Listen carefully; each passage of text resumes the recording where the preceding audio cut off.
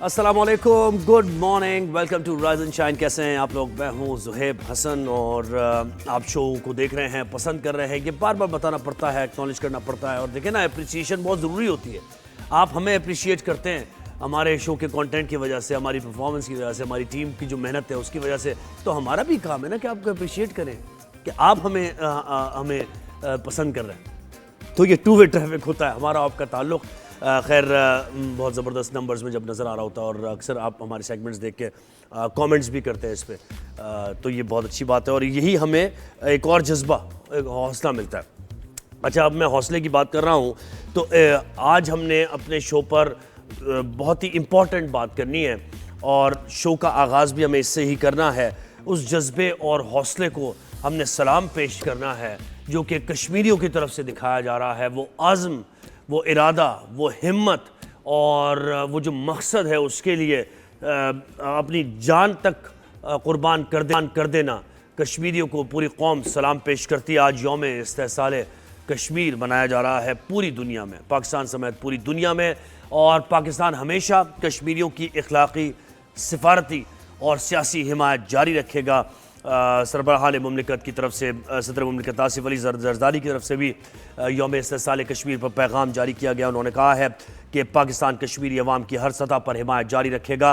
अगस्त 2019 के इक़दाम गैर कानूनी थे। इसके साथ साथ वज़ीर आज़म शहबाज शरीफ ने भी यौम इस्तेहसाल कश्मीर पर कश्मीरी अवाम से भरपूर यकजहती का इजहार किया। कश्मीर की बात तो अभी डिटेल में हमने करनी है, लेकिन ज़रा बताता हूँ मैं शो पर क्या क्या है। यूएस ईरान टेंशन की बात करेंगे। कल बड़ा इंपॉर्टेंट दिन है। डोनाल्ड ट्रंप भी इस बात का इजहार कर रहे हैं कि कल स्ट्रेट ऑफ हॉर्मुज़ मुकम्मल तौर पर खुल जाएगी। अरब मीडिया भी ये रिपोर्ट कर रहा है और दीगर मीडिया हाउसेस भी ये कह रहे हैं कि बहुत करीब हैं किसी मुआहदे के और उसके बाद फिर न्यूक्लियर मामलात पर भी बातचीत होगी। तो इसकी हमने बात करनी है। और फिर उम्रा करने लोग जाते हैं सऊदी अरब, तो इससे मुतालिक नई कोई गाइडलाइंस जारी हुई हैं फूड से रिलेटेड और फूड वाउचर से रिलेटेड। एक ख़ास अमाउंट है जो कि पहले ही डिडक्ट कर लिया जाएगा वहाँ जाने से पहले। इसकी वजूहात क्या हैं और वो कितना अमाउंट होगा, टेंटेटिव आपको एक आइडिया देंगे और ये क्यों किया गया है, क्या हालात वाक़यात वहाँ पर थे जिसकी वजह से पहले से ही फूड का बजट जो है वो कट कर लिया जाएगा जो भी उम्रा करने के लिए लोग जाएंगे, ज़ायरीन जाएंगे उनके लिए। और फिर हम बात करेंगे कुछ हेल्थ की भी। और ये जो कबूतर चौक होते हैं, आप देखते हैं अक्सर राउंड अबाउट्स पे कबूतर होते हैं, उनको दाना डाल रहे होते हैं। तो ठीक है, ये आपका कनेक्शन है अल्लाह से और आप चरिंद परिंद को कुछ खिलाते हैं ताकि आपकी मसाइल मुश्किलात हल हो, अल्लाह आपसे राज़ी हो। लेकिन इसके साथ साथ हेल्थ इश्यूज़ भी इससे रिलेटेड हैं और बहुत से इन्फेक्शंस, बहुत से बैक्टीरियाज इसकी वजह से फैलते हैं और आप अपने बच्चों को लेकर जाते हैं, एक्सपोज करते हैं यहाँ। तो इसके क्या नुकसानात हो सकते हैं, उससे कैसे बचा जाए और इस रिवायत को भी बरकरार की ज़रूरत रखा जाए या सिला रहमी की जाए चरिंद परिंद से, लेकिन अपनी हेल्थ को भी बचाया जाए। कैसे हो सकता है? पोल्ट्री फार्म से, पोल्ट्री से रिलेटेड चीज़ें, उनसे क्या हेल्थ के इश्यूज़ हो सकते हैं, ये भी हमने ज़रूर बात करनी है। हमारे साथ डॉक्टर होंगी। यूएस और ईरान की बात करेंगे। ये पेशरफ्त, ये कहाँ तक पेशरफ्त हुई है और क्या इम्कानात हैं। डोनाल्ड ट्रंप ये कह रहे हैं कि कल तक मुआहदा हो जाएगा, कल तक स्ट्रेट ऑफ हॉर्मुज़ मुकम्मल तौर पर खोल दी जाएगी। इसके साथ साथ अरब मीडिया भी ये रिपोर्ट कर रहा है कि स्ट्रेट ऑफ हॉर्मुज़ खोल दी जाएगी क्योंकि बहुत से मामला हैं जो कि तय पा गए हैं, बहुत से मामला तय पाने हैं अभी। लेकिन इसके साथ साथ पेशरफ्त ये भी हुई है कि अमरीका ईरान तनाज़े के हल के लिए पाकिस्तान समेत दीगर ममालिक की सिफारतें को, ये कतर भी कह रहा है अभी कि सिफारती कोशिशें हमारी जारी हैं और बहुत ही प्रोएक्टिव किरदार ये ममालिक अदा कर रहे हैं, शुरू से ही हमने देखा है। और एक और पेशरफ्त ये हुई है कि मुस्ताफ़ी होने की खबरें चल रही थी ईरानी सदर के, तो उन्होंने इन खबरों की तरदीद की। उन्होंने कहा मेरा कोई इरादा नहीं है मुस्ताफ़ी होने का, इसकी तरदीद कर दी है उन्होंने। और उन्होंने कहा कि अगर मैं इस्तीफ़ा दूंगा तो वो सबके सामने आ जाएगा, इसमें कोई ऐसी बात नहीं है। अच्छा जी, और सऊदी अरब और ये जो हूसी हैं इनके दरमियान भी एक तनाज़ा चल रहा है और ये समझ नहीं आ रहा कि क्यों हो रहा है। उनके नजरान एयरपोर्ट पर कोई हमला हुआ है, ड्रोन हमला, और ये बताया जा रहा है कि ये हूसियों की तरफ से किया गया। अब ये जो मामला चल रहे हैं ये किस तरफ इंडिकेट कर रहे हैं और ये क्या प्रॉक्सीज चल रही हैं, प्रॉक्सीज विद इन प्रॉक्सीज कुछ काम कर रही हैं इस खित्ते में। तो क्या ये मामला ख़ास जो इसका सबसे अहम तरीन पहलू है वो ये कि यूएस और ईरान के दरमियान क्या एस्केलेट होगी ये जंग या फिर ये जंग ख़त्म हो जाएगी और एक अच्छा इसका इख्तिताम होगा और कोई मुआहदा हो जाएगा आगे चलने के लिए ताकि मिडल ईस्ट में अमन आए। इस पर ही हम बात करते हैं, एनालिसिस लेते हैं। अनवर इकबाल साहब ने हमें ज्वाइन किया है, यूएसए में ज्वाइन कर रहे हैं, सीनियर एनालिस्ट हैं। अनवर साहब गुड मॉर्निंग, कैसे हैं आप? वालेकुम अस्सलाम। गुड मॉर्निंग तो नहीं, हम मिडनाइट से ज़्यादा गुजर चुके जी सही कह रहे हैं आप। अच्छा सर, मुझे बताएं कि ये डोनाल्ड ट्रंप भी ये कह रहे हैं कि स्ट्रेट ऑफ होर्मुज़ कल मुकम्मल तौर पर खुल जाएगी। तमाम यानी मीडिया, मोतबर मीडिया भी ये रिपोर्ट कर रहा है। क्या हुआ है ऐसा? क्या 2-3 दिन में पेशरफ्त हुई है? कोई सिफारती तौर पर कोई कामयाबी मिली है? ईरान कुछ रजामंदी का इजहार कर दिया ईरान ने। आपके पास इंसाइट क्या है इसकी? देखें, ये जो जंग है, ये तो जंग शुरू से देखें ऑफ अगेन ऑन अगेन चल रही है। जंग होती है, फिर पीस हो जाता है, फिर बातचीत आगे बढ़ती है और फिर जंग होती है। इसलिए कि दोनों साइड्स को यही चीज़ सूट करती है। सदर ट्रंप से बेसिक गलती ये हुई कि इन्होंने अपना टारगेट ओवर स्टेट कर दिया। जब इन्होंने हमला किया था 28 फरवरी को, अगर उस वक्त उन्होंने अगर ईरानी लीडरशिप को एलिमिनेट करके ये कह दिया होता कि यही हमारे टारगेट था और अगर मजीद ईरान ने कुछ किया तो हम फिर मजीद कार्रवाई करेंगे, तो वो लगता कि वो फाते हैं। लेकिन उन्होंने कह दिया कि हम रिजीम चेंज कर रहेंगे और 2-3 दिन में कर देंगे, जो वो नहीं कर सकते थे, उनके बस की बात नहीं थी। इसलिए कि ज़मीनी कार्रवाई के बगैर कहीं रिजीम चेंज नहीं होता, गवर्नमेंट चेंज नहीं होती, लोग नहीं बदलते। किसी हुकूमत को और इलेक्टेड हुकूमत को, जिसको आपने देख लिया जंग के दौरान कितनी बड़ी सपोर्ट हासिल है अवाम के, उसको आप इस तरह फ़ज़ाई हमलों से तब्दील नहीं कर सकते। और ईरान ने यह साबित किया, उसमें रेजिलियंस है, उसको अवाम की सपोर्ट है और उन्होंने अपने बंकर्स बना रखे हैं जहाँ मिसाइल उन्होंने इस तरह से पोशीदा रखे हैं कि अमेरिका तक नहीं पहुंच सकता। ये बातें उन्होंने साबित की। तो उसकी वजह से सदर ट्रंप कमज़ोर लगे। जब वो कमज़ोर लगे, उन्होंने जो MOU साइन किया, उस MOU पर अमेरिका में बहुत तनकीद हुई, ख़ास करके उनकी पार्टी के अंदर, उनके हामी में, उनके वोटर्स में। तो उसके रिएक्शन में फिर वो जंग की तरफ गए और फिर जब जंग ज़्यादा बढ़ी तो फिर क्रिटिसिज्म हुई, तो वो फिर अमन की तरफ जा रहे हैं। और मेरा ख्याल है ये ऑफ अगेन ऑन अगेन जो सिलसिला है ये चलेगा मिड टर्म तक, नवंबर तक। उसके बाद मिड टर्म के बाद ही कोई वो हतमी फैसला करेंगे। हाँ, सिवाय इसके कि अगर खित्ते के ममालिक जो हैं, जिसमें सऊदी अरब है, पाकिस्तान ने बहुत अहम किरदार अदा किया है इसमें, और सर इस जंग और अमन के बीच की चले बात कर लेते हैं। ये तो समझ में आ गया कि डोनाल्ड ट्रंप के बयानात भी चलते रहते हैं और ये होता रहता है। ये जो मिडल ईस्ट मैं ये नहीं कह रहा हूँ कि चलते रहते हैं और होता रहता है, मैं बिल्कुल ये नहीं कह रहा हूँ। मैं ये कह रहा हूँ कि आप ये जहन में रखें कि वो भी एक स्ट्रेटेजी के साथ चल रहे हैं। ये ऐसा हमारे यहाँ पाकिस्तान में ऐसा दिखाया जाता है कि जैसे एक पागल इंसान बैठा हुआ खामखा बयानात दिए जा रहे हैं, या ईरानी जो है वो जज्बात में आके बयानात दिए जा रहे हैं। बिल्कुल ऐसा नहीं है, दोनों अपनी स्ट्रेटेजी पे अमल कर रहे हैं। सही है, टेस्टिंग द वाटर्स बार बार करते रहते हैं कि क्या किसकी कैपेबिलिटी कितनी है। नहीं, नॉट टेस्टिंग द वाटर, फिर आप उसको हल्का ले रहे हैं। उनके टारगेट से ज्यादा है, इनके टारगेट से ज्यादा है। दोनों अपने टारगेट्स को सामने रख के कार्रवाइयां करते हैं। यानी there is a method to the madness, very strong method behind this madness. Okay, सही सर। अच्छा, ये मिडिल ईस्ट में जो सर मामला चल रहा है ये भी जरा समझ से बाहर है, और ये क्या प्रॉक्सीज काम कर रही हैं, और ये खित्ते की जो हिस्टोरिक एक दोनों मुल्कों के दरमियान जंग रही है, या अमन भी रहा तो एक टग ऑफ वॉर चलती रही सऊदी अरब ईरान के दरमियान, तो ये हौसी इसमें आ गए हैं। और नजरान एयरपोर्ट पर ड्रोन हमले का दावा किया यमनी हौसियों ने, इससे पहले भी हमला किया था। उन्होंने कहा कि सऊदी अरब ने क्योंकि हमारे ऊपर हमला किया है। फिर बाबुल मंदब का जो मामला है, इसकी जरा सी बात करें, इसको कैसे असेस करते हैं आप सारे मामले को? कहीं वो मामला पीछे हो जाए? सवाल करूं? जी करें। मैं आपसे एक सवाल करूं, बहुत मुख्तसर सवाल है। आप सीने पे हाथ रख के पूरे खुलूस दिल से कह सकते हैं ये कि ईरान और अरब के दरमियान सब मुसलमान भाई भाई है, उनके आपस में कोई नफरतें नहीं है? नहीं सर, वो तो ये तो मतलब हिस्ट्री को डिनाई करने वाली बात होगी। हाँ, तो उनके अंदर गलतफहमियां हैं, उनके अंदर डिफरेंसेस हैं और इसलिए लड़ाई होती है। ठीक है, उसमें जाहिर है अगर अमेरिका को मौका मिलेगा, इसराइल को मौका मिलेगा, या हमारे यहाँ जो हालात हैं उससे इंडिया को मौका मिलेगा, अगर कोई हमारा दुश्मन है उससे फ़ायदा ना उठाए तो वो बेवकूफ़ होगा, वो तो फ़ायदा उठाएगा। लेकिन आपके अंदर रियल डिफरेंसेस मौजूद हैं। सऊदी अरब यमन को अपना बैकयार्ड समझता है और वो चाहता है कि यमन जो है उसकी मर्जी के मुताबिक चले। ईरान जो है, वहाँ जो हुसी हैं या सऊदी अरब में खुद शिया आबादी हैं, वो समझता है कि उनकी हिफाजत और उनके इंटरेस्ट की प्रोटेक्शन जो है वो ईरान की जिम्मेदारी है, वो भी अपनी जगह दुरुस्त है।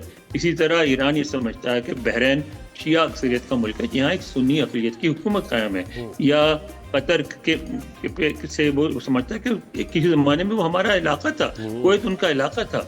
तो दोनों तरफ बड़े जेन्युइन ग्रीवांसेस हैं, इसलिए इस तरह की चीज़ें आपको बार बार नज़र आती हैं।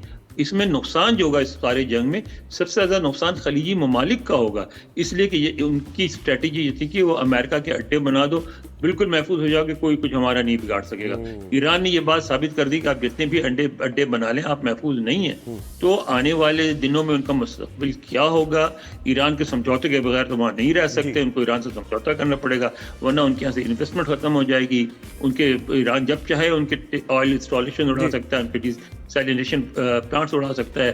तो मिडल ईस्ट एक बहुत बड़ा मेस, और आज से नहीं है। अगर आप जहन में रखें, जब से जदीद तहजीब के यानी 2-2.5 हज़ार साल से जो तारीख चली आ रही है, क्योंकि वहाँ 3 बड़े बड़े आज़म मिलते हैं, अफ्रीका, एशिया और यूरोप, और इसलिए वो जो खित्ता ऐसा है यहाँ कभी में अमन नहीं हुआ। जी जी। अच्छा, और इसी इक्वेशन में इस चीज़ को देख लें, लबनान के वज़ीर आज़म, आपको पता है ज़ाहिर कहाँ से वो आए हैं और किस तरीके से अपने लोगों को बिठाया जाता है। तो क्या लबनान के वज़ीर आज़म इस बात में कामयाबी उन्हें मिल जाएगी कि हिज़्बुल्लाह और हमास के दरमियान कोई रिफ्ट बन जाए, या हमास के अंदर ये रियलाइजेशन हो जाए कि हमने हिज़्बुल्लाह के साथ मिलके कोई इस तरह की कार्रवाइयाँ नहीं करनी, और जैसे हमें कहा जा रहा है उस तरीके से बिहेव करना है गज़ा में अमन लाने के लिए? ये मामला कहाँ जाएगा? क्योंकि देखें ना, पहले तो मिलके हिज़्बुल्लाह तो सपोर्ट कर रहा था हमास की, लेकिन हमास आहिस्ता आहिस्ता डिसएसोसिएट कर रहा है हिज़्बुल्लाह से। देखिए, अगेन लुबनान के अपने बहुत शदीद अंदरूनी इख्तलाफात हैं, जिसकी वजह से आपके सामने है कि ईरान 10-15 साल की शदीद, वो लुबनान 10-15 साल की शदीद खाना जंगी से गुजरा था, पूरा बेरूत तबाह हो गया था। ठीक है ना, एक ऐसा मुल्क में जिसमें 40% आबादी ईसाइयों की है, 60% मुसलमान है, लेकिन वो 60% बुरी तरह डिवाइडेड है। 25% जो हैं वो शिया हैं, तकरीबन 25% सुन्नी हैं, और कुछ थोड़े थोड़े और छोटे मोटे फ़िरक़े हैं। तो वहाँ और आपस में हमेशा लड़ते रहते हैं। ठीक है, और इस वक्त जो है, अगर आप कहते हैं कि इसराइल, लुबनान का वज़ीर आज़म हमेशा मुसलमान होता है और वो कुछ और चाहता है, और लुबनान का सदर हमेशा ईसाई होता है और वो कुछ और चाहता है। और वहाँ के ईसाई वो हैं जो यूरोप से आके सलीबी जंगों के दरमियान आबाद हुए थे, बहुत सारे ईसाई में से, सारे नहीं, और वो अपने आप को सबसे सुपीरियर समझते हैं, और यूरोप उनकी हमेशा हिमायत करता है। तो लुबनान एक और बहुत कॉम्प्लिकेटेड इशू है जिसका कोई हल नहीं है। और लबनान की प्रॉक्सीज, ईरान की प्रॉक्सीज लबनान तक ज़ाहिर है उनके टेंटिकल्स हैं। सऊदी अरब का ज़रा इन्फ्लुएंस कम है, सऊदी अरब की भी हैं, सबकी हैं, सबकी हैं। सही है। तो इसका मतलब खित्ते में हेजेमनी की जंग है ये, और इस जंग में यूएस किस फरीक को आगे कर दे और खुद पीछे प्लेइंग फ्रॉम द गैलरी वाली बात है, वो हो ये जाए। बात आपकी बिल्कुल दुरुस्त है, लेकिन खुद अमेरिका की वीकनेसेस भी एक्सपोज होगी ना इस जंग में। वो मसला ये हो गया कि वो ये साबित हो गया कि वो अड्डे रहने से भी आप महफूज नहीं रहते, अड्डे रखने से भी। तो अब खुद अमेरिका को अपनी स्ट्रेटेजी करनी तो पड़ेगी। सर, मिडिल ईस्ट के ममालिक में कभी ये होगा कि मतलब ये इस पे सोचा जाएगा, रिव्यू किया जाएगा कि अड्डे क्यों, यूएस के अड्डे क्यों भाई हमें हटाने चाहिए ना यहाँ से, अगर मिडिल ईस्ट के ममालिक में अमन होगा? ठीक है, बिल्कुल ठीक है, आपकी बात, अड्डे हटा देने चाहिए, बिल्कुल हटा देने चाहिए। यूएई की मुकामी आबादी कितनी है? 6.5-7 बहुत लाख कम होगी, बिल्कुल बिल्कुल ऐसे। और बाकी सारे गैर मुल्की हैं, सही है। जो पुलिस भी नहीं जा सकते, जो फौज भी नहीं भर्ती हो सकते। ठीक है ना, तो अब वो 6.5-7 लाख लोग ईरान का मुकाबला तो नहीं कर सकते, सही। उनको बाहर की मदद चाहिए हमेशा। तो जो सिस्टम बना हुआ है, वो सिस्टम इतना वल्नरेबल, इतना वीक है, तो बाहर की सपोर्ट के बगैर नहीं चल सकता। और ईरान में जो नजरियात हैं, आपने क्या एसेस किया? क्योंकि देखें वहां भी वॉइस ऑफ डिसेंट तो कहीं ना कहीं है। तो ईरान को एग्जिस्टेंस पर बिलीव करता है, या वो जो एक नजरियाती तौर पर वो ये चाहते हैं कि नहीं हमारा ही तसल्लुत होना चाहिए और वही स्कूल, यानी क्या है ईरान में से? के हवाले से ना देखें, ईरान एक बहुत बड़ा मुल्क है, बहुत बड़ी आबादी है, और एक बहुत बड़ी तारीख है, और उस खित्ते पे हावी रहे हैं, और उनके इंटरेस्ट हैं, वो अपने मफादात का तहफ़्फ़ुज़ करेंगे। और लेकिन ये जो करने की बात है, और शायद वो ईरानी करें भी, अभी तक तो इस वक्त जंग जारी है, इस वक्त तो कहना कुछ मुश्किल है, वो ये है कि उनको अपने इर्द गिर्द के ममालिक को ये एहसास दिलाना होगा कि ईरान की ताकत से उनको कोई खतरा नहीं है। अगर वो एहसास नहीं पैदा होगा तो वो फिर अमेरिका पे या किसी न किसी पे भारत से समझौते कर लेंगे, जैसे एक दो मुल्क ने किए भी हैं, इसराइल से कर लेंगे जैसे एक दो मुल्कों ने किया भी है। तो वो कोई ना कोई सूरत रहेगी जरूर बाहर की मुदाखलत की, जब तक ईरान उनको ये एहसास न दिला दे कि ईरान ताकतवर होने के बावजूद उनके लिए कोई खतरा नहीं है। और सर इब्राहिम अकॉर्ड और बोर्ड ऑफ पीस के मामलात को कैसे देखते हैं आप? क्योंकि देखें ना, ये भी तो एक अज़ाइम है ना उनके। मेरी बातों में लोग नाराज हो जाते हैं। बात यह है कि 70 साल से हमने कोशिश करके देख लिया, इसराइल को हम तबाह नहीं कर सके और ना कर सकेंगे। तो नाम कुछ भी दे दें, बोर्ड ऑफ पीस कह दें, आप अब्राहम अकॉर्ड्स कह दें, कुछ कह दें, लेकिन आपको कोई ना कोई रास्ता निकालना पड़ेगा ऐसे समझौते का जिसमें इसराइल और अरबों की पीसफुल को एग्जिस्टेंस हो। उसके अलावा दूसरा कोई रास्ता नहीं। जब तक आप ये नहीं निकालेंगे तो वो इसराइल से भी जंग जारी रहेगी। तो फलस्तीनियों की एग्जिस्टेंस रहती है सर इसमें? कभी भी नहीं आप फलस्तीनियों की एग्जिस्टेंस का रास्ता निकालना पड़ेगा, क्योंकि फलस्तीनियों की एग्जिस्टेंस के बगैर भी वहाँ अमन नहीं होगा। इसराइल ने कई दफ़ा कोशिश करके देख लिया और गजा से वो नहीं निकाल सके, कहीं और से क्या निकालेंगे। तो फलस्तीनियों का इशू भी हमेशा रहेगा जब तक उसका एक ही हल है कि दो रियासती फॉर्मूला, जिसकी पाकिस्तान भी हिमायत करता है। पाकिस्तान ने हिमायत की है। सर वैसे दिल ये चाह रहा है कि आपसे बात जारी रहे। आप जो सवालात के जवाब दे रहे हैं ना, बड़ा इन डेप्थ एनालिसिस, आपका बहुत शुक्रिया, थैंक यू वेरी मच। आपने वक्त दिया हमें। राइजन शाह इकबाल साहब हमारे साथ थे।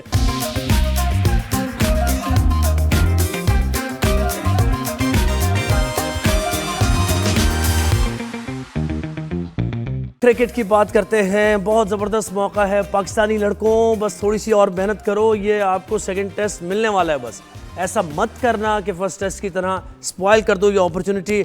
अभी तक की सूरत हाल ये है कि 60 रन की लीड है वेस्ट इंडीज़ की, 6 खिलाड़ी आउट हो चुके हैं, दूसरी इनिंग्स उनकी जारी है। और आप देखें बस 4 अभी तो टेल एंडर्स ही रह गए ना। 60 में चले 60 रन और इजाफा कर लें तो 120 रन का, शायद मैक्सिमम 120 रन का टारगेट पाकिस्तान को मिलेगा। तो अब आसानी पाकिस्तान को ये मैच जीत लेना चाहिए, क्योंकि बहुत उम्दा परफॉर्मेंस पाकिस्तानी बॉलर्स की भी रही और पाकिस्तानी बैटर्स की भी रही। बॉलर्स तो अच्छा परफॉर्म करते हैं, स्पिनर्स अच्छा परफॉर्म करते हैं, लेकिन इस बार ये है कि पाकिस्तानी कप्तान बाबर आजम बड़ी नेट प्रैक्टिस करके आए हैं, अच्छी वेस्ट इंडीज़ की तैयारी करके आए हैं, क्योंकि उनके बल्ले से रन निकल रहे हैं। अब 88 रन बनाए पहली इनिंग्स में बाबर आजम ने। बहुत ही बेहतरीन फाइन इनिंग्स इसको कहा जाएगा। क्या ज़बरदस्त शॉट्स खेले हैं बाबर ने और अब्दुल्ला शफीक ने, जिनके बारे में ये हमें पता था पहले भी कि इस लड़के में टैलेंट है और ये लड़का टेक्निकली बड़ा साउंड है, लेकिन वो रन्स नहीं बना पा रहा था। स्कोर कार्ड में नज़र नहीं आ रहा था इस लड़के के रन्स और जैसे ये खेलता है। लेकिन पहली इनिंग्स में 160 runs not out Abdullah Shafique ने, और बता दिया है कि बेहतरीन टेस्ट प्लेयर हैं, वनडे में भी खेल सकते हैं, लेकिन बेहतरीन टेस्ट प्लेयर हैं इसकी वजह से। और नया लड़का आज़ान, यंग टैलेंट, 55 रन आज़ान ने भी पहली इनिंग्स में बनाए और 344 रन वेस्ट इंडीज़ ने जब पहली इनिंग्स में बनाए तो लग रहा था कि ये वेस्ट इंडीज़ मैच जो है कंफर्टेबल पोजीशन में है और अब पाकिस्तान के लिए वापस आना मुश्किल है। लेकिन 344 के जवाब में टीम पाकिस्तान ने, जैसे मैंने आपको बताया कि 88 बाबर ने बनाए, 160 अब्दुल्ला ने और 55 रन आज़ान ने, तो पाकिस्तान ने 387 रन बना के पाकिस्तान की पहली इनिंग खत्म हुई। दूसरी इनिंग्स में जब वेस्ट इंडीज़ खेलने आया तो बैक टू बैक उनकी विकेट्स गिरी और अभी तक सिर्फ 60 रन की लीड है। 103 रन उन्होंने बना लिए हैं और उनके 6 खिलाड़ी आउट हो गए। इनमें पिक ऑफ द बॉलर की अगर हम बात करें तो एक सबसे ज़्यादा प्रोमिनेंट बॉलर हमें नजर आ रहा है और वो है साजिद ने पहली इनिंग्स में भी 4 विकेट्स ली और दूसरी इनिंग्स में भी अभी तक 4 विकेट्स हासिल कर ली हैं। तो टीम पाकिस्तान बस हल्का सा पुश और ये टेस्ट आपके हाथ आ जाएगा। अब इस मौके को नहीं गंवाना आपने। ओवरऑल यानी बैटिंग, बॉलिंग और फील्डिंग बड़ी अच्छी परफॉर्मेंस पाकिस्तान की रही है और जब अच्छा परफॉर्म करते हैं तारीफ करते हैं, जब ख़राब परफॉर्मेंस होती है तो फिर तनकीद भी की जाती है। लेकिन इस टेस्ट में अच्छा खेला है और लग ऐसा रहा है, क्रिकेट बाय चांस है, कुछ भी हो सकता है इसमें, लेकिन पाकिस्तान टेस्ट होगा, लग ऐसा रहा है।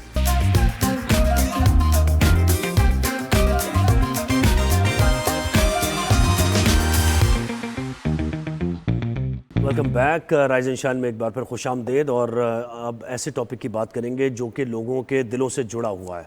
हर मुसलमान की दिली ख्वाहिश होती है कि वो बैतुल्लाह की ज़ियारत करे, हज और उम्र की सआदत हासिल करे, और लोग उम्र की गर्ज से लाखों की तादाद में देखा है सालाना की बुनियाद पर जाते हैं। अच्छा, ख्वाहिश लोगों की यही होती है और तवक्कुआत ये होती है कि गवर्नमेंट उन्हें फैसिलिटेट करे, जब वो वहाँ जाएँ तो वहाँ उन्हें कोई प्रॉब्लम ना आए, और जब भी कोई प्रॉब्लम आती है तो ज़ाहिर है फिर आकर उसका इजहार भी करते हैं और गवर्नमेंट उसको एड्रेस करने की कोशिश करती है। सऊदी गवर्नमेंट के साथ मुसलसल राब्ते में गवर्नमेंट होती है और बेहतरी की कोशिशें की जाती हैं ताकि लोग जब यहाँ से जाने से लेकर वापस आने तक उम्रा ज़ायरीन बखूबी अपनी जो है वो फरीज़ा अदा करें। अच्छा, इस सिलसिले में बहुत से इक़दाम होते हैं, हज के दौरान भी हमने देखा, और उम्र की अदायगी के लिए जब लोग जाते हैं तो इस दौरान भी बड़े इक़दाम किए जाते हैं। अब एक और कदम उठाया गया है, यकुम रबीउल अव्वल से पाकिस्तान समेत 4 ममालिक के उम्रा ज़ायरीन के लिए लाजमी फ़ूड वाउचर मुतारिफ़ कराया गया है। अच्छा, ये लाजमी फ़ूड वाउचर है क्या? ये यौमिया तकरीबन उम्रा ज़ायरीन के लिए, यानी जो उम्रे की सआदत हासिल करना चाह रहे हैं और जा रहे हैं, वीज़ा उन्होंने दिया, तो 20 सऊदी रियाल मालियत के लाजमी नुसुक फ़ूड वाउचर मुतारिफ़ कराए जाएंगे, यानी इन एडवांस ये खाने की मद में पहले ही पेमेंट ले ली जाएगी। और ये कितनी पेमेंट है? 20 सऊदी रियाल। अच्छा, इसमें ये जो एक पोर्टल बनाया गया है नुसुक, इसमें उम्रा ज़ायरीन की होटल बुकिंग है, ट्रांसपोर्ट है, इसमें खाना है और दीगर सहूलियात हैं। इनको एक ही डिजिटल प्लेटफॉर्म पे मरबूत किया गया है। मक्का मुकर्रमा और मदीना मुनव्वरा के तकरीबन 10,000 रेस्टोरेंट्स को इस ऐप से मुंसलिक किया गया, यानी 10,000 रेस्टोरेंट्स होंगे, उसमें खाने पीने की सहूलत। अच्छा, ये क्यों किया गया है? ये मज़ीद ऑर्गेनाइज करने के लिए किया गया है या इसकी कुछ वजूहात थी, रियलिटीज़ कुछ और है जिसकी वजह से इन एडवांस ही ये पेमेंट ले ली गई है? तो ये हम ज़रा जानेंगे। हमें ज्वाइन किया मिनाम रज़ा ने, जो कि उम्रा कंसल्टेंट हैं और हमें बेहतर तौर पर बता पाएंगे। मिनाम, गुड मॉर्निंग, वेलकम करते हैं शो पर। आपको कैसे हैं? अल्हम्दुलिल्लाह, मैं ठीक, आप कैसे हैं? जी, ठीक ठाक। अच्छा, मुझे सबसे पहले ये बताएं कि ये सऊदी हुकूमत ने जो पाकिस्तान समेत 4 ममालिक के लिए किया है इक़दाम, ये वाउचर मुतारिफ़ कराया है, ये इसका मकसद क्या है और क्या अमली तौर पर कोई फ़ायदा होगा उम्रा ज़ायरीन को इससे? फ़ायदा इसके अंदर काफ़ी होगा। पहले तो मैं आपको वीज़ा की भी काफ़ी चेंजेस हुई हैं जी, वो भी मैं आपको अपडेट कर देता हूँ। पहले वीज़ा जो उम्रा वीज़ा था वो 1 मंथ का वीज़ा आता था। अब वही उम्रा वीज़ा सेम प्राइस में अब आपको मल्टीपल वीज़ा मिलता है, और वो आपको मिलता है सेम प्राइस में, और वो होता है 1 ईयर का, और मल्टीपल होता है 90 डेज तक आप स्टे कर सकते हैं उसके ऊपर। एक तो ये आपके लिए बेनिफिट हो गया है, लेकिन उसके अंदर कुछ टर्म्स एंड कंडीशंस हैं। उसके अंदर टर्म्स एंड कंडीशंस ये हैं कि जब भी आप उम्रे पर जा रहे हैं तो आपने नुसुक ऐप के थ्रू अपना उम्रा परमिट लेना है। अगर आप उसको नहीं देते तो आपका जो वीज़ा है एक्सपायर हो जाएगा। लेट्स सपोज आप फर्स्ट टाइम आपने उम्रा किया, आपने अपने ट्रैवल एजेंट को लाजमी अपडेट करना है जब आप दोबारा ट्रैवल कर रहे हैं उम्रा के लिए, कि आपकी जो एंट्री है वो अपडेट करवा दें, और आपने confirm hotel booking, transport vouchers, ये सब चीज़ें साथ में अपलोड करनी होंगी उसके। नहीं, ये मुझे बताएं कि मल्टीपल वीज़ा आपने कहा कि 90 दिन तक स्टे कर सकते हैं, तो ये कितना वीज़ा फ़ीस कितनी है इसकी? वीज़ा फीस सेम है, जितना नॉर्मल उम्रा वीज़ा फीस थी वही सेम प्राइस है, अराउंड 550 रियाल। 550 रियाल। अच्छा, मल्टीपल एंट्रीज आपने कहा 90 दिन के अंदर आप जा सकते हैं, आ सकते हैं, फिर जा सकते हैं, लेकिन मुत्तला करना है आपने। नहीं, हाँ, टोटल 90 डेज हैं आपके पास इन 1 ईयर। अब आपने फर्स्ट एंट्री करी, उसके अंदर आपने 20 डेज का स्टे किया, तो आपकी 20 डेज माइनस हो गए आपके 90 डेज में से। ठीक है। अब आपने आफ्टर 2 मंथ्स दोबारा एंट्री करी, आपने 5 डेज अवेल कर लिए, अब आपके 5 डेज माइनस हो गए। इस तरह करते करते आपकी टोटल 1 ईयर के अंदर आपके पास 90 डेज हैं। 90 डेज है। और ये जो 20 सऊदी रियाल है, ये हर दफ़ा जब आपका विजिट होगा इन 90 डेज में, हर दफ़ा आपको पे करने पड़ेंगे? ऐसा ही है, हर दफ़ा आपने पे करना है। लाइक जैसे हर दफ़ा आपने होटल बुकिंग करनी है, ट्रांसपोर्ट वाउचर इशू करवाने हैं, इसी तरह आपने 5 डेज के लिए जा रहे हैं, 10 डेज के लिए जा रहे हैं, आपने ये जो है मील वाउचर ये आपने लाजमी लेना है। और ये मील वाउचर जैसे आप 5 डेज के लिए जा रहे हैं से सपोज, तब भी 20 रियाल है, और अगर कभी आप 10 दिन के लिए जा रहे हैं, 15-20 दिन के लिए जा रहे हैं, तब भी 20 रियाल है। ये पर डे 20 रियाल हैं? और इसके अंदर काफी सारे रेस्टोरेंट्स हैं जिससे आप ये अवेल कर सकते हैं। नहीं, यानी 20 रियाल ही है, अगर आप 2 दिन के लिए भी जा रहे हैं तब भी 20 ही पे करने हैं आपको। बिल्कुल, देना लाजमी है आपका ये। अच्छा, और कितने इसमें होटल्स हैं? होटल के अंदर किचन नहीं है या कुछ इस तरह की फैसिलिटी अवेलेबल नहीं है, तो सऊदी गवर्नमेंट ने काफी सारे रेस्टोरेंट जो है वो ऑनबोर्ड करे हुए हैं, वहां से भी आप अवेल कर सकते हैं ये वाउचर। और कितने रेस्टोरेंट्स हैं इसमें टोटल? 10,000 प्लस रेस्टोरेंट इसके अंदर उन्होंने आई थिंक जहाँ तक मैंने पढ़ा था 10,000 प्लस रेस्टोरेंट जो है वो ऑन बोर्ड किए हैं। 10,000 आगे जाके और भी रेस्टोरेंट इसके ऊपर ऑन बोर्ड होंगे। अच्छा, और इसमें मतलब नाश्ता, दोपहर का खाना, रात का खाना 3 टाइम्स? अभी इस तरह की कोई भी कंफर्मेशन नहीं है राइट नाउ। जो अभी कोई भी कंफर्मेशन नहीं है इस चीज़ की, लेकिन जो अभी हमारे पास न्यूज़ आई 2 टाइम मील इसके अंदर इंक्लूड होगी। 2 टाइम मील। तो अगर कोई ना ही इसको यानी अवेल करना चाहे और वो कहे कि भाई मैं मेरे पास पैसे हैं, मैं किसी के घर स्टे करूंगा, या फिर मैं खुद रेस्टोरेंट अपनी मर्जी से आज़ादी से जिस रेस्टोरेंट जाना होगा मैं जाऊंगा? देखिए, ये कंपलसरी है, इसके अलावा आपका वीज़ा ही इशू नहीं होगा। जिस तरह अगर आप कंफर्म टिकट नहीं अपलोड करते या होटल बुकिंग नहीं करते तो आपका वीज़ा आगे प्रोसेस में नहीं जाता। इसी तरह ये भी अब कंपलसरी हो चुका है। कंपलसरी हो चुका है। अप्लाई करवाना है तो हर चीज़ आपने पहले से ही अपडेट करनी होगी। और चाहे वो वेस्ट हो जाए, यानी आप अवेल करें ना करें, अवेल करें या ना करें, ये उनकी रिक्वायरमेंट है लाइक वीज़ा की। अच्छा, और इसमें ये हो सकता है कि मैंने पे कर दिया और मैं उम्रा के लिए गया और मेरे साथ कोई और भी गया, लेकिन वो जब कोई और जाएगा तो वो भी तो 20 रियाल देगा ना? सही बात है। ये कैसे उसके लिए? आपकी 5 पर्सन की फैमिली है, 5 पर्सन की फैमिली कोई इंडिविजुअल हर बंदे को 20 रियाल का ये वाउचर अवेल करना है लाजमी।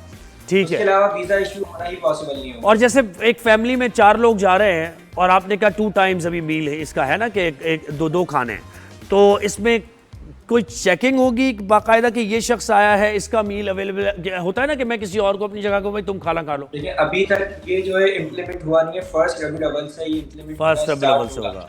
अब हम लोग इसको एक्सपीरियंस करेंगे क्या इसका है और किस तरह से ये लोग लेकर चल रहे हैं, यानी निटी-ग्रिटी में। हाँ, इसका जब और ट्रांसपोर्ट चार्जेस भी कुछ चेंज हुए हैं या ये पहले लिए जाते थे? ये पहले भी लिए जाते थे ट्रांसपोर्ट चार्जेस, तो वन वे आपको ट्रांसपोर्ट लाजमी लेनी होती थी। वो कितने थे चार्जेस और अभी उतने ही है?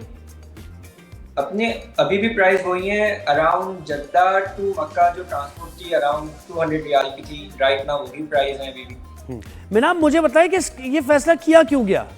क्योंकि आपको पता है ना, मुझे पता है कि ऐसी सोशल मीडिया पे वीडियोस आती हैं, सोशल मीडिया पे ऐसी वीडियोस आती हैं, हमने देखा है। मैं जिस तरफ इशारा कर रहा हूँ समझ गया हूँ। जी, मैं समझ चुका हूँ और आप कहना क्या चाह रहे हो, मैं भी आपसे वही अर्ज करने वाला था।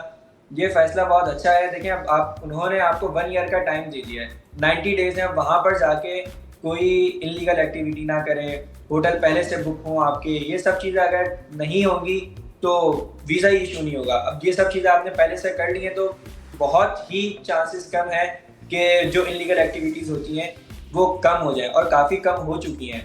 यानी किसी को आपको ये ज़रा, जब आप आए हैं तो पेमेंट करके आए तो किसी से मांगने की आपको जरूरत नहीं होगी ना कि खाने के लिए मैं भूखा हूँ। अब आपने वहाँ पे आपका मील भी हो चुका है, होटल भी हो चुका है, उसके अलावा आपकी ट्रांसपोर्ट भी डन है, तो आपको कुछ बचा नहीं है मांगने के लिए। जी, और कोई मखसूस मेन्यू अभी तक ये पता चला, इसकी डिटेल्स आई हैं?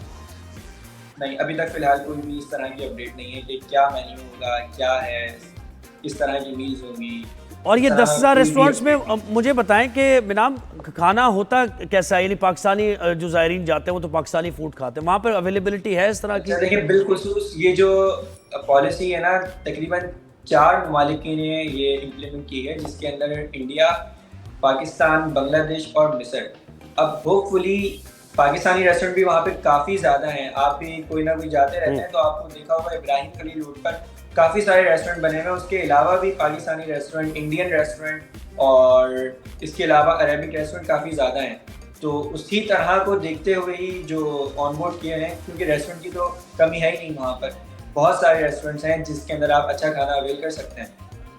जी, अच्छा, और ऐसा होता है ना कि सब कंबाइन होके भी जाते हैं और बहुत से लोग ये फैसिलिटेट करते हैं कि शुरू से लेके आखिर तक आपका सारा हम लोग मैनेज करेंगे चीज़ें, तो ये कोई पैकेजेस, हाँ, ये पैकेजेस कौन से चल रहे हैं जिससे फ़ायदा लोग उठा सकते हैं?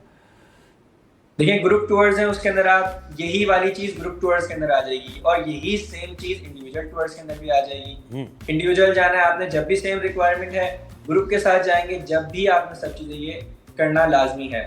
और कुछ कॉस्ट कटिंग हो जाएगी ग्रुप टूर में थोड़ा सा कहीं ना कहीं? ग्रुप के अंदर ये है कि कॉस्ट कटिंग ये हो जाएगी, जो पैकेज आपका 3 लाख रुपए का बन रहा है वही पैकेज आपका 2,70,000 रुपए का बन जाएगा। जी, और ये जो चीज आपको 100 रुपए की पड़ रही है, अब वो चीज 10 बंदों में डिवाइड होकर आपको 10 रुपए। सही बात है। अच्छा, और इसमें ये कोई इस बारे में बताया गया कि जिस होटल में आप स्टे कर रहे हैं वहाँ रेस्टोरेंट्स भी ऑब्वियसली नीचे होते हैं, तो क्या वही उससे जुड़ा हुआ? हाँ। देखिए जिस होटल के अंदर आप स्टे कर रहे हैं, यूजुअली हर होटल के अंदर Restaurant. उनका अपना किचन होता है। अगर इन केस उस होटल के अंदर नहीं है तो यही वाला वाउचर आप बाहर जाके अवेल कर सकते हैं। सही है। और एक टेंटेटिव आइडिया मुझे बताएं कि उम्रे पे कोई जाना चाहता है 5 दिन का कोई, तो कितने कितने एक्सपेंस आ जाते हैं? अगर आप 5 डेज का उम्रा प्लान करते हैं तो मैं आपको पूरा ब्रेकडाउन दे देता हूँ। वीजा की कॉस्ट हो गई आपकी तकरीबन 550 रियाल। उसके अलावा आपकी टिकट तकरीबन बनेगी 1,20,000 से लेके 1,60,000 रुपए के दरमियान। अब डिपेंड करता है आपके होटल के ऊपर। आपका होटल 30,000 रुपए से लेके 5 लाख तक का भी बुक हो सकता है। अब डिपेंड करेगा कि आप किस होटल के अंदर रुक रहे हैं। अब आप मक्का टावर के अंदर रुकेंगे, उसकी प्राइस ऑब्वियसली ज्यादा है। अब वही एक और होटल है वोको, अब वही आपको होटल 200 रियाल का भी मिल जाता है, वोको होटल। नहीं वो तो शहर क्लॉक टावर भी आ गया। नहीं मैं कह रहा हूँ इकोनॉमिकल बताएं ना, एवरेज जो लोग। इकोनॉमिकल 2,50,000 रुपए के अंदर अंदर आपका उम्रा पैकेज हो जाता है। अच्छा 2,50,000 में ट्रैवलिंग भी, हर चीज भी इसमें इंक्लूडेड है। इसके अंदर आपका air ticket, hotel, visa, transport, Makkah Madina ज़ियारत, और अब तो माशाल्लाह मील भी ऐड हो चुकी है जी। और ये होटल की जो बुकिंग है तो उसमें शेयरिंग होती है या फिर ये इंडिविजुअल का आप बता रहे हैं? ये मैं शेयरिंग का बता रहा हूँ, जिसके अंदर 4% शेयरिंग होती है। अब उसके बाद ट्रिपल शेयरिंग आती है, डबल आती है, फिर सिंगल पर आ जाते हैं।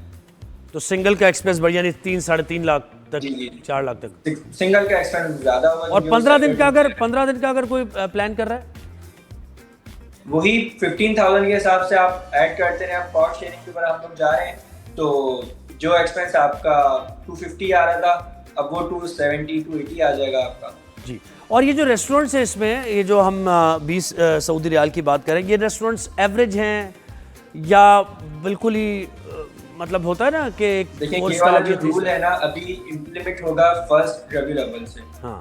तो अब इसके ऊपर हमें वर्किंग करनी होगी। जो हमारे ग्रुप्स जा रहे होंगे, हम लोग उनसे आइडिया लेंगे कि किस तरह से वो लोग ये सर्विस जो है अपनी प्रोवाइड कर रहे हैं। और अभी तक ये सर्विस अभी तक यहाँ इम्प्लीमेंट नहीं हुआ है। और वीज़ा के उसूल के लिए क्या मजीद स्क्रूटनी की जा रही है? कुछ टाइट की जा रही है स्क्रूटनी, जैसे दुबई वगैरह का आपने अभी देखा? तक तो फिलहाल यही है कि मील वाउचर ऐड हो गया है, कंपलसरी है। और उसके अलावा ट्रांसपोर्ट तो पहले भी थी और अभी ट्रांसपोर्ट है। बस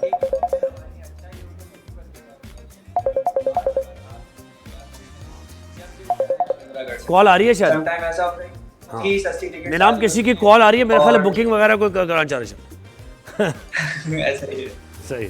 अच्छा समटाइम ऐसा होता है कि टिकट्स बहुत ही सस्ती होती हैं और आपके पास वीज़ा नहीं होता। अब आपके पास साल का वीज़ा है तो आपने बस अपने ट्रैवल एजेंट को अपडेट करना है कि मैं उम्रे पर जा रहा हूँ और टिकट बाय करनी और उम्रा कर लेना है आपने। हाँ ये एक फैसिलिटी है, सही कह रहे हैं। नुसुक ऐप के ऊपर इंस्टेंट लाजमी करना है, उसके अलावा आपको उम्रा परमिट नहीं मिलेगा। सही है। मल्टीपल में ये आपका फ़ायदा हो गया कि उसमें जिस मंथ में ट्रैवल टिकट सस्ता होगा उसमें। अच्छा कौन सा मंथ है जिसमें ज़्यादा आपके पास लोग आते हैं कि उम्र की अदायगी के लिए? जून जुलाई तो खैर ज़्यादा गर्मी होती है। रमज़ान के अंदर हमारे पास काफ़ी फ्लो होता है। रमज़ान के अंदर काफ़ी ट्रैफिक होता है जो उम्रे पर ट्रैवल करना चाह रहे होते हैं। और अभी से ही हमारे पास जो बुकिंग स्टार्ट हो चुकी है रमज़ान की। तो और पैकेज वेरी करते हैं, रमज़ान में पैकेज थोड़ा सा बढ़ जाता होगा ज़ाहिर है। जी, रमज़ान में थोड़ी सी प्राइस जो है वो बढ़ जाती है। जैसे मुहर्रम के अंदर प्राइस कम है, उसके बाद सफ़र में भी सेम ही है, ऑलमोस्ट थोड़ी बहुत सिमिलर है। फिर रबीउल अव्वल में थोड़ी सी ज़्यादा हो जाती है, फिर रमज़ान में उससे और ज़्यादा हो जाती है क्योंकि ट्रैफिक बहुत ज़्यादा होता है। ठीक है, यानी 30-40 हज़ार रुपए का फ़र्क आ जाता है 50 हज़ार तक का। ऐसा ही है, बिल्कुल ऐसा ही है। सही। डिपेंड करता है आपके होटल के ऊपर कि आप होटल कौन सा ले रहे हैं। सही है। आप होटल इकोनॉमी टाइप का लेंगे तो आपको जो है और कम जो बेयर करना पड़ेगा। आगे क्या क्या इकदाम किए जा सकते हैं मेरा मुझे बताओ? ये फूड का तो आ गया, आगे और क्या क्या ज़्यादा उसको ऑर्गेनाइज करने के लिए, लोगों को मजीद फैसिलिटेट करने के लिए? और प्रॉब्लम्स क्या, तुम्हारी ऑब्जर्वेशन ज़्यादा है और प्रैक्टिकली भी तुमने देखा है, क्या प्रॉब्लम्स क्या आ रही हैं लोगों को? और मजीद प्रॉब्लम्स वहाँ पर यही आ रही थी कि मील का इशू हो रहा था और ट्रांसपोर्ट का इशू होता था। होता ये था यहाँ से ट्रैवल एजेंट जो है ट्रांसपोर्ट बुक कर देते थे किसी लोकल ड्राइवर के थ्रू। अब इस तरह नहीं है। अब पहले से ही नुसुक के थ्रू जो अप्रूव ड्राइवर होंगे, अप्रूव कंपनी होगी, उनके थ्रू आपकी ट्रांसपोर्टेशन होगी। तो ट्रांसपोर्टेशन वाला आपका मसला हल हो गया कि आप जैसे ही एयरपोर्ट पर पहुंचेंगे आपका नुसुक अप्रूव ड्राइवर या कंपनी आपको लेने के लिए आई हुई होगी। आपको एयरपोर्ट पर जो है इतना टाइम वेस्ट नहीं करना पड़ेगा। डायरेक्ट लाइक आप जद्दा एयरपोर्ट पर उतर रहे हैं तो 2 घंटे का रास्ता है, एहराम पहना हुआ होता है आपने। एक तो आपकी वो वाली जो पूरी जर्नी है वो आपकी बच गई कि आपने पहले अपने ट्रैवल एजेंट को कॉल करना है, उससे ये सब चीजें अपडेट लेनी सही है, है। आया कि वो उसने पे किया है या नहीं किया। अब वो पे करे या ना करे, वीजा इशू ही नहीं होगा। ये आपका हेडेक अब नहीं। वीजा सही है। बिल्कुल। और Without दीगर ज़ियारतें भी transport visa issue नहीं इसमें, होगा। जैसे आप कहीं और ट्रैवल कर पूरा डेजिग्नेट पूरा यानी एक पहले से प्लान बिल्कुल, होती है। आप पूरा आप ट्रैवल कर सकते हैं। उसके अलावा रियाद भी जा सकते हैं, कहीं भी आप ट्रैवल कर सकते हैं। लेकिन ये जो ट्रांसपोर्ट वाली जो इम्प्लीमेंटेशन है, ये जद्दा मक्का के नहीं है। अच्छा, से जद्दा मक्का की ट्रांसपोर्ट जो है वो लाजमी होनी चाहिए। सही है, इसके अलावा इंक्लूडेड नहीं है वो, फिर आप अपने एक्सपेंस पे करें जो भी। बिल्कुल सही है, बहुत शुक्रिया। मिनाम रज़ा हमारे साथ है और जो उम्रे की ख्वाहिश दिल में, उन्होंने यकीनी तौर पर बड़ा फोकस रह के ये चीज़ें देखी होंगी।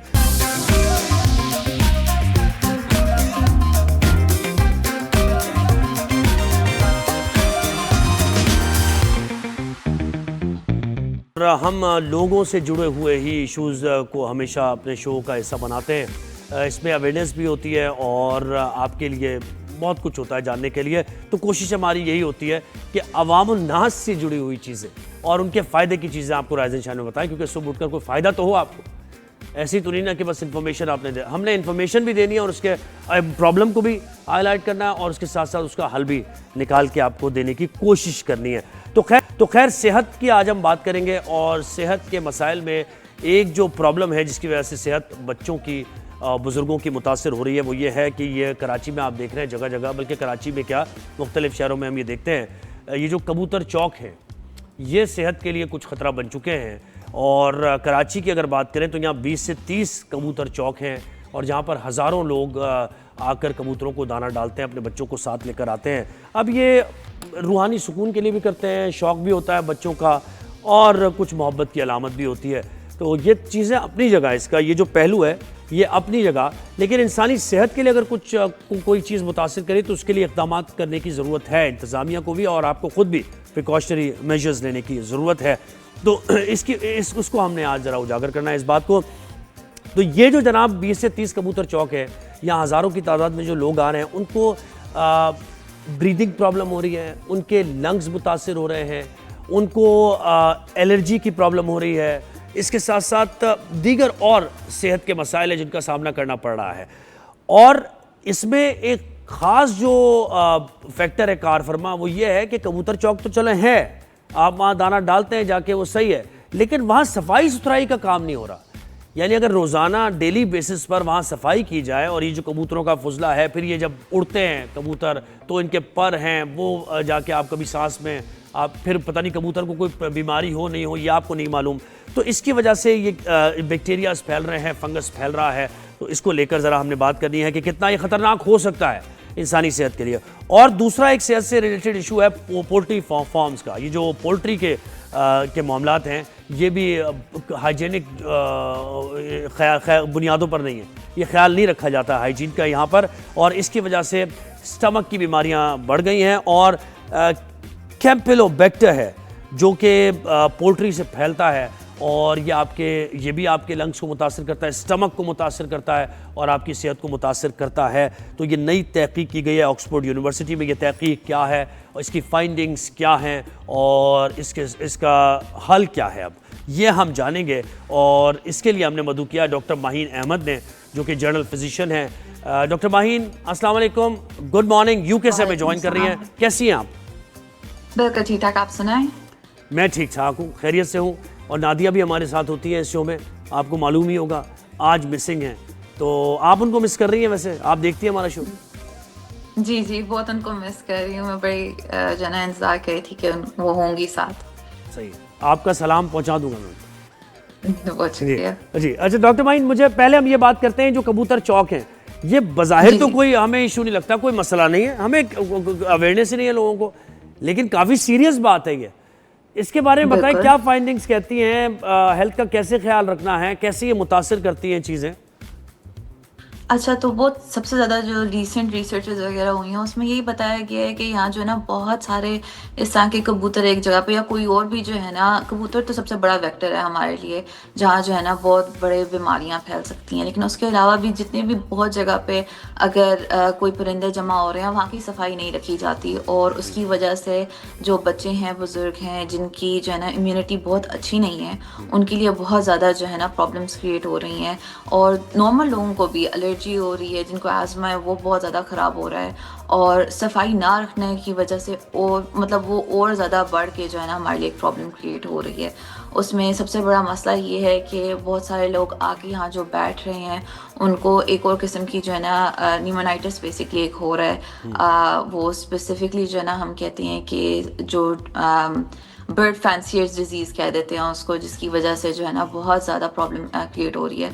और उसका मेन मसला ये नहीं है कि जो है ना हम उनको खाना डाल रहे हैं, उनका मसला ये है कि हम उनकी उस जगह को साफ़ नहीं रख रहे, हाइजेनिक नहीं रख रहे, और हाइजेनिक ना होने की वजह से जो बैक्टीरिया फैल रहा है, जो फंगस फैल रहा है, जो उसके फेदर्स की वजह से जो है ना हमारे पास प्रॉब्लम्स आ रही हैं। इनका बेसिकली एक डैंड्रफ किस्म की जो है ना होती है और वो हमारे फेफड़ों में जाके जो है बैठती है और वो बहुत लॉन्ग टर्म प्रॉब्लम्स क्रिएट यानी कर रही है। कबूतर को, परिंदों को दाना डालना प्रॉब्लम नहीं है वहाँ, जी, जी। सफाई का, क्योंकि मैंने पूरी दुनिया में देखा, यूरोप में देखा है कि इस तरह होता है, लोग दाना डालते हैं, वहाँ खड़े भी होते हैं लोग, बिल्कुल। है ना, वो दाना देते हैं आपको, आप खरीदते हैं, महंगा दाना होता है वो। आपने कभी जी, जी। एक्सपीरियंस किया है ये? बहुत ज़्यादा यहाँ तो सबको बहुत शौक होता है, एनिमल लवर्स बहुत ज़्यादा जगह पे होते हैं, तो जिनको जो है ना जानवर की से जो है ना हमदर्दी होती है, वो ज़रूर जाके डालते हैं और बच्चे बहुत ज़्यादा शौक से डालते हैं। और कौन से, मुझे बताएं कि किस एज ग्रुप, बच्चे ज़्यादा इससे मुतासर हो सकते हैं, बुजुर्ग मुतासर हो सकते हैं, जिनका एक्सपोजर और बच्चों का ज़्यादा होता है खास तौर पे? बच्चों का ही होता है सबसे ज़्यादा। और सबसे बड़ा मसला पता है क्या है, बच्चों को मतलब इजाज़त दी जाती है, वो भागते भी इस जगह पे हैं जहाँ जो है ना बहुत सारा जो है ना गिरद गुबार उठता है, ठीक है, और वो फिर सांस की नाली के थ्रू जो है ना आपके फेफड़ों में जाता है, वो कॉज करता है बहुत सारे मसले। और ये जो बच्चे हैं ना वो थोड़े से बड़े होते हैं, उनको एज़मा का मसला हो जाता है और वो फिर एक लाइफ लॉन्ग एक मसला लेके चलेंगे। चलें, बुजुर्ग जो है ना वो तो इन चीज़ों को अवॉइड करते हैं या फिर वो दूर रहते हैं, ऑब्वियसली भाग नहीं सकते उन चीज़ों के दरमियान, उनको उड़ा नहीं सकते जो बच्चों का शौक होता है, तो वो एक लॉन्ग टर्म मसला क्रिएट कर रहे हैं सारी जिंदगी के लिए जो है ना एक एलर्जी। और अक्सर हम ये देखते हैं कि बच्चों का इसलिए भी ज़्यादा है कि ना सिर्फ दाना डालते हैं, बल्कि बहुत से तो इतने मानूस हो जाते हैं कबूतर, और होते ही हैं, ज़ाहिर है, वो रोज़ाना की बुनियाद पर आना होता है उनका, तो बच्चों के हाथ से भी दाना खा रहे होते हैं, फिर बच्चों के शोल्डर पर बैठ रहे हैं, बहुत ही करीब आ जाते हैं, तो सांस ब्रीदिंग प्रॉब्लम होती है। इससे आगे चलकर क्या हो सकता है मुमकिन तौर पर, और यानी सीरियस भी हो सकता है, सिवियर भी हो सकता है ये? बहुत ज़्यादा, वही मैं बता रही थी कि एक तो बैक्टीरिया होता है ना जो आपको उस वक्त इन्फेक्शन कर सकता है, बिल्कुल होता है, बच्चों को बुखार चढ़ सकता है, सांस के मसले हो सकते हैं, खांसी शुरू हो सकती है, और वो आप एंटीबायोटिक्स वगैरह लेके जो है ना चलें ठीक कर लेंगे। लेकिन कुछ बच्चों को जो है ना वो एलर्जी हो जाती है, कुछ बच्चों को जो है ना एस्मा हो जाता है, बड़ों को भी हो जाता है, लेकिन ज़्यादातर बच्चे हमारी सबसे ज़्यादा जो है ना पॉपुलेशन है जिनको होता है, और वो सारी ज़िंदगी इस चीज़ को लेके चलते हैं। उनको ये नहीं है कि सिर्फ आज के लिए हुआ और फिर खत्म, वो सारी जिंदगी जो है ना अब आगे जाके उनको मसले होते हैं। और आज़मा का तो पता है कि जहाँ जो है ना डस्ट होगी, जहाँ ठंड ज्यादा लगेगी, उनको वो चीज रिएक्ट करेगी। और मतलब यही बात है कि हम अपने छोटे बच्चों को इन चीजों से क्यों एक्सपोज कर रहे हैं। और बर्ड्स में देखे ना, कोई वैक्सीन का भी यहाँ पे तो ऐसा नहीं है ना, आपको पता ही नहीं है कि कोई वैक्सीन है ना, तो इसमें ज्यादा जी जी जी जी जी। और इसका ना एक और मसला ये है कि वैक्सीन चले, इतनी बड़ी पॉपुलेशन को नहीं हो सकती, हम पॉपुलेशन कंट्रोल नहीं कर रहे, लेकिन हम जो सफाई मतलब अगर होती भी है तो सिर्फ एक झाड़ू फेरा जाता है, जिसकी वजह से वो और जो है ना हवा में उड़ती हैं सारी चीजें। और इनमें खास तौर पे उनके परों से या फिर उनके रेजिडुअल से यानी ज्यादा कौन सी चीज लगता है आपको कि बीमारी का बायस बन सकती है? सबसे बड़ा जो बीमारी का बायस होती है ना वो उनकी ड्रॉपिंग्स होती हैं, रेजिडुअल वेस्ट जो होता है, पर जो है वो उनके जो है ना लिमिटेड गिरते हैं, ठीक है, वो उड़ते तो हैं चलें, लेकिन उनको साफ किया जा सकता है, वो साइड पे हो जाते हैं। जो ड्रॉपिंग्स है ना वो हमारे बैक्टीरिया और फंगस बहुत कैरी करती हैं, और इसके साथ साथ जिस जगह पे ड्रॉपिंग्स होंगी उस जगह पे जो है ना चूहे भी आते हैं, चूहे अलग मसला क्रिएट करते हैं, तो ऑब्वियसली एक लॉन्ग टर्म मसला बन जाता है। और फिर पानी भी रखते हैं आप, हमने देखा पानी रखा है, अब पानी में बच्चे का हाथ भी चला जाता है, वही हाथ बच्चे के मुंह में भी जाता है। बिल्कुल। और हम जो है ना इस चीज़ का ख्याल नहीं कर रहे कि वो पानी पहले साफ हुआ है कि नहीं हुआ, हम उनको डेली साफ तो नहीं कोई आके कर रहा, और एक चौक बन चुका हुआ है, उधर आके कोई ख्याल करने वाला नहीं है। तो ये बड़े जो है ना मसले, हम ये भी नहीं देखते कि बच्चा चले हाथ में डाल रहा है या कुछ तो कर क्या रहा है, करें डॉक्टर उसके माहिन, बाद फिर आप उसका- आए पाकिस्तान आए तो मिलके कैंपेन करते हैं, फिर इसके लिए कुछ क्या ख्याल है? बिल्कुल करनी चाहिए इसके लिए। सही है। अच्छा, एक और इशू है पोल्ट्री का इशू। पोल्ट्री फार्मिंग से इंसानी सेहत बड़ी मुतासर हो रही है, ठीक है। और ये ऑक्सफोर्ड यूनिवर्सिटी में एक रिसर्च आई है, मुझे तो पढ़ने में ज़रा मुझे कैम्पिलोबैक्टर, ये क्या है ये? जी जी। कैम्पिलोबैक्टर जो है ना एक बैक्टीरिया है बेसिकली, और वो जो है ना जहाँ बहुत ज़्यादा ये पोल्ट्री जमा हो रही है, उनका हाइजीनिक मतलब एटमॉस्फेयर नहीं है, उनको साफ़ नहीं रखा जा रहा, तो उसमें बहुत ज़्यादा फैल रही है। और होता क्या है कि ये जो है ना जहाँ काफ़ी सारी मुर्गियाँ हैं उनको कैम्पिलोबैक्टर वहाँ आ जाएगा, और कैम्पिलोबैक्टर जो है ना इनके परों में और उसके बाहर ही होता है, अंदर नहीं होता। लेकिन हम जब मुर्गी लाते हैं, उसको काटते हैं और सफाई से नहीं उसको डील करते और उसको सही तरह से पकाते नहीं हैं, तो वो हमारे अंदर जाके गैस्ट्रोएंटेराइटिस कर रहा है, हमारे पेट खराब हो रहे हैं, डायरिया हो रहा है, फूड पॉइजनिंग हो रही है, और उसके साथ साथ और भी बीमारियां आ रही हैं। और ये हमारे मुर्गी तो घरों अपनी के टांगों अंदर पे नहीं उनको खड़ी हो रही, आपने डॉक्टर बिल्कुल, साहब देखा है वो नहीं तो अपनी, उनकी फीड की वजह से। है ना। और वही उनकी यूके फीड में भी भी ऐसी खराब है, है। यूके में भी मुर्गी ऐसी टांगों पे नहीं खड़ी होती। यूके में यहाँ जो है ना बहुत ज़्यादा हमारे पास डिफरेंट रिसर्चेस के बेसिस पे जो है ना उनकी फीड्स वगैरह चेंज कर दी हैं। एक वक्त आया था जो बिल्कुल सेम था, उन्होंने उसको कॉम्बैट कर दिया हुआ है। इससे क्या नुकसान है सेहत के लिए? हम तो कहते हैं कि ये तो वैसे भी काफ़ी ज़्यादा बर्ड फ्लू और पता नहीं क्या क्या इससे वायरस फैलते हैं, पता नहीं कौन सी फीड होती है, केमिकल्स होते हैं जो जल्दी ग्रो कर जाती है।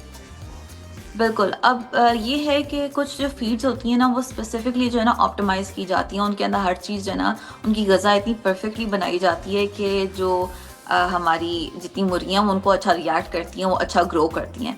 और फिर एक होती है जो उनको सिर्फ जो है ना कहते हैं ना मोटा करने के लिए बनाई जाती है ताकि उसके ऊपर गोश्त बने, वो अच्छी नहीं होती। वो ना चल सकती हैं, ना फिर सकती हैं, ना उनकी जो है ना एक उनकी ग़िज़ाइयत उसके अंदर ख़त्म हो चुकी होती है, ना हमारे पास विटामिन अच्छे आ रहे हैं, ना मिनरल्स उसमें से अच्छे आ रहे हैं, और हमें हार्मोनल चेंजेस भी होती है ख़वातीन में, इससे अक्सर बना किया जाता है। बिल्कुल बहुत ज़्यादा। यहाँ जो है ना सबसे ज़्यादा मसला जिसने जो सबने सुना होगा, एक जो है ना टेस्टोस्टेरोन के इंजेक्शंस भी मतलब डिफरेंट वेज जो है ना उनको टेस्टोस्टेरोन मिल रहा होता है, और टेस्टोस्टेरोन उनको तो बल्क अप कर देता है, लेकिन वो फीमेल हेल्थ के लिए बहुत ख़राब आ रहा है। ठीक है, तो हमारे जो प्रोटीन है के लिए ना क्या मुंह पे किया जाए बाल फिर? आना, सब कुछ। यहाँ तो अब ये इस मेयार को तो ठीक नहीं है, प्रोटीन लेने के लिए क्या किया जाए डॉक्टर साहब? प्रोटीन जो है ना वो एक बहुत बड़ा आज का जो है ना मसला बना हुआ है। हालांकि प्रोटीन की इनटेक इतना मुश्किल काम नहीं है। अव्वल तो अगर आप जहाँ से मुर्गी ले रहे हैं एक अच्छी जगह से मुर्गी लें, इससे कि वो अच्छी फीड उसको दे रहे हैं, पहली बात ये। दूसरी बात ये कि हमारी प्रोटीन की और भी बहुत सारी चॉइसेस होती हैं। अंडे आप खा सकते हैं, दूध में भी प्रोटीन होती है, कम होती है लेकिन होती ज़रूर है। उसके अलावा जो है ना दूसरे मीट्स भी हैं हमारे पास, मटन हो गया, बीफ हो गया, फ़िश हो गई, उन सब में प्रोटीन आता है।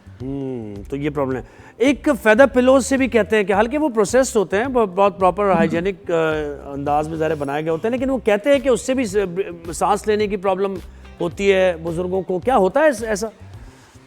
अच्छा, फेदर्स का ये होता है कि फेदर्स क्योंकि खुद जो है ना वो अगेन डैंड्रफ कैरी करते हैं, जिनके स्किन के सेल्स होते हैं वो कैरी करते हैं, और उसकी वजह से ना एलर्जीज हो सकती हैं।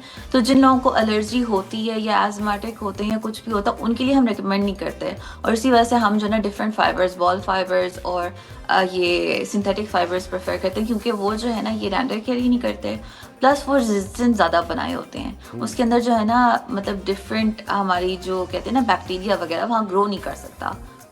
जी। अच्छा, कुछ रुई का भी इस्तेमाल करते हैं ना इसमें? बिल्कुल। तो वो सही है, वो ठीक है? रुई भी डिपेंड करती है। अगेन वो जो है ना अगर हमारी जो नॉर्मल रुई होती है वो हल्की सी गीली हो जाए, ऑब्वियसली स्वेट होता है, ह्यूमिडिटी होती है, वो बहुत जल्दी बैक्टीरिया ग्रो करने की जगह बनती है। जो हमारे डिफरेंट ये बॉल फाइबर्स वगैरह है वो स्पेसिफिकली इस वजह से बनाए गए हैं ताकि इसके अंदर जो है ना बैक्टीरिया वगैरह इतने आराम से ग्रो ना कर सके। तो फिर क्या आप लोगों को क्या कहेंगे? ये तो ये प्रॉब्लम ये है कि जो चीज़ आप करने जाते हैं उसमें मल्टी लेयर्ड मसला है, वो हल करना उसका। तो कैसे इसको हल किया जाएगा फिर? ना चिकन ठीक होगी, जल्दी ग्रो उनको कराया जाएगा, जल्दी मार्केट में आएगी, हम खा भी लेंगे, तो हर तरीके से सेहत मुतासिर ही हो रही है हमारी। तो फिर क्या करें? बिल्कुल। अब इसमें यही है कि मेरा तो एक फर्स्ट ऑफ ऑल जो हमारा जो ना कंपाइलोबैक्टर का या गैस्ट्रोएंटेराइटिस का पेट खराब होने का मसला है, उसमें ये है कि जब आप एक मुर्गी लेके आते हैं वो साफ सुथरी तरह से करें, उसको कच्ची मुर्गी के साथ पकी हुई मुर्गी को कच्ची मुर्गी के सामने ना रखें, क्योंकि वो बैक्टीरिया ट्रांसफर हो सकता है। अपने हाथ बिल्कुल सही तरह से धोएं। कच्चा गोश्त को हाथ लगाने के बाद, वो किसी भी गोश्त के साथ है, कच्चे गोश्त को हाथ लगाने के बाद हाथ धो के फिर जो है ना पकाया जाए और सारा कुछ सफाई का ख्याल किया जाए। दोनों जगह पे सफाई का ख्याल किया जाए। हमें जो है ना डिफरेंट अवेयरनेस रेज करनी चाहिए कि जो है ना जो हमारी मुर्गियां पल रही हैं उनको सही तरह से हाइजेनिक तरीके से पाला जाए, ताकि उनके अंदर उनको जो ग़िज़ाइयत मिलेगी उसी के थ्रू हमें जो मिलेगी वो सही अच्छी बात होगी। है, बिल्कुल आप सही कह रहे हैं। वजह फरमा रही हैं आप डॉक्टर बाहीन अहमद, बहुत शुक्रिया आपने हमें वक्त दिया।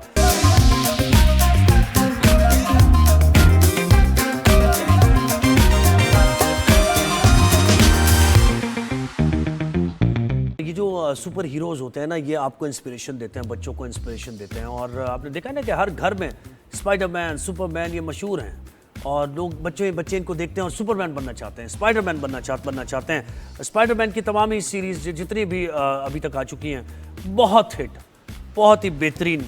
और अब एक और रिकॉर्ड ब्रेक किया है स्पाइडरमैन। ब्रांड न्यू डे ने रिलीज़ के पहले ही दिन रिकॉर्ड बिजनेस कर लिया है और बताया जा रहा है कि रिलीज़ के पहले ही दिन तकरीबन $168 मिलियन का बिजनेस किया है, जो किसी भी फिल्म की सबसे ज़्यादा कमाई है।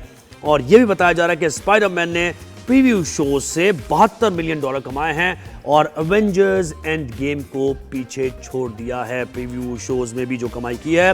तो फिल्म का पहला हफ्ता इंतहाई शानदार रहने की तवक्को जाहिर की जा रही है। शिमाली अमेरिका में 260 मिलियन से 280 मिलियन डॉलर के दरमियान ये कमा सकती है, जो क्रिटिक हैं वही कह रहे हैं। और फिल्म में टॉम हॉलैंड ने एक बार फिर पीटर पार्कर का किरदार अदा किया। पीटर पार्कर जो है उसको कौन नहीं जानता, पूरी दुनिया जानती है पीटर पार्कर को, लेकिन कौन नहीं जान रहा, उसके साथ रहने वाले यार दोस्त नहीं जान रहे। अब ये प्रॉब्लम आ गई है पीटर पार्कर को। डॉक्टर स्ट्रेंज का जो एक जादुई स्पेल था, उसके बाद अब ये हो गया है कि पीटर पार्कर पहचाना नहीं जा रहा है, कौन हो तुम, ये बात हो रही है। तो वो जो एक टिपिकल जो स्पाइडरमैन का रूप है वो धार कर अब वो देखते हैं क्या करता है, क्या क्या एडवेंचर इसमें होते हैं। और सबने जो देखी है स्पाइडरमैन, तो शुरुआत से देखते आ रहे हैं, बचपने से देखते आ रहे हैं, तो वो ज़्यादा महसूस होते हैं, क्योंकि एक बड़ा सीक्वेंस चल रहा होता है। ये एक कहानी है जो ऑन गोइंग कहानी है, चल रही होती है। तो अगर आप बीच में से देखेंगे तो इतना ज़्यादा मज़ा नहीं आएगा, लेकिन अगर आपने फॉलो किया है इस सीरीज़ को, तो फिर आपको मज़ा आने वाला है। और इसीलिए $168 मिलियन का बिजनेस किया है इस मूवी ने, सबसे ज़्यादा कमाई की है। और हम भी प्लान कर रहे हैं कि चलना है, चलिए हम लोग वीकेंड पे हम कोशिश करेंगे प्लान करें और स्पाइडरमैन देख कर आएँ और उसके बाद फिर आपको बताएं कि कैसी थी ये मूवी। तो आज का शो हुआ ख़त्म। अपना फीडबैक देते रहिएगा। राइज एंड शाइन देखने का शुक्रिया। कल आपसे मुलाकात होगी। ज़ोएब हसन को दीजिए इजाज़त। अल्लाह हाफ़िज़।